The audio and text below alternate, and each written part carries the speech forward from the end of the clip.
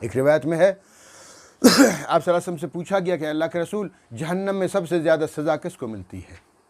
آپ صلی اللہ علیہ وسلم نے فرمایا اس شخص کو ملتی ہے جس نے کسی نبی کو قتل کیا یا قتل کرنے کی کوشش کی، اور فرمایا یا جس نے نبی کو مارا کسی، یا کسی نبی سے مار کھائی، اس کو بھی جہنم میں سب سے سزا ملتی ہے۔ غزوہ احد میں ابی بن خلف کے بیٹے نے کیا کر دیا؟ آپ صلی اللہ علیہ وسلم کو بہت تنگ کیا غزوہ احد کے موقع پر۔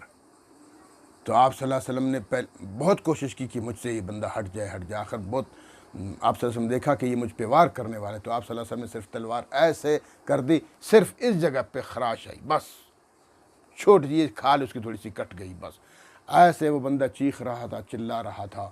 لوگوں نے دفاع ہو گیا، پھر وہاں سے لوگوں نے، کفار نے کہا یہ کیا ہو رہا ہے، کیوں اتنا چیخ رہے ہو، دماغ کھا لیا ہم لوگوں کا۔ تو اس نے کہا مجھے ایسی تکلیف مل رہی ہے کہ جیسے احد کا پہاڑ میرے سر پر گرا ہے، اور تمہیں پتہ ہے مجھے کس نے مارا ہے، یہ زخم کس کے ہاتھوں سے ہے؟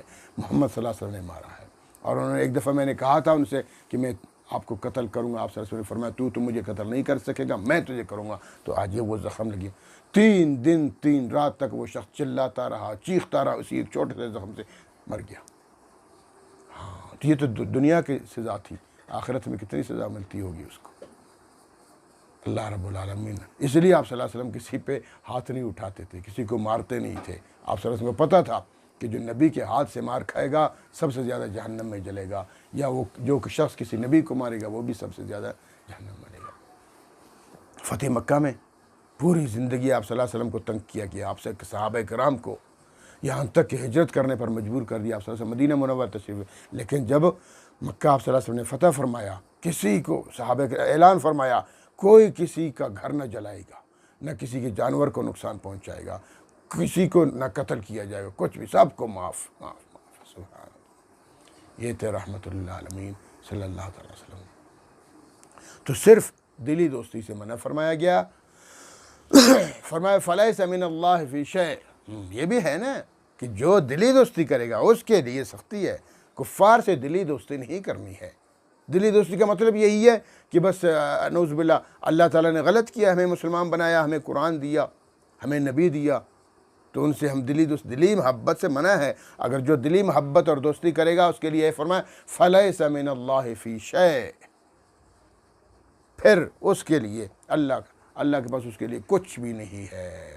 کیوں؟ فإن اللہ عدو للکافرین، کیونکہ اللہ پھر دشمن ہے کفار کا۔ جب وہ اللہ سے دشمنی کرتے ہیں، اللہ کے دین سے دشمنی کرتے ہیں، اللہ کے رسول سے دشمنی کرتے ہیں، تو فإن اللہ عدو للکافرین، اللہ بھی ایسے کافروں کا دشمن ہے۔ اور ہمارے لیے اللہ نے فرمایا ان الدین عند اللہ الاسلام، تمہارے لیے تو اسلام کو پسند کیا گیا ہے، یہ پسندیدہ دین ہے۔ ہاں، اور فرمایا ورضیت لکم الاسلام دینا، پسند کر دیا گیا ہے تمہارے لیے دین اسلام کو۔ اور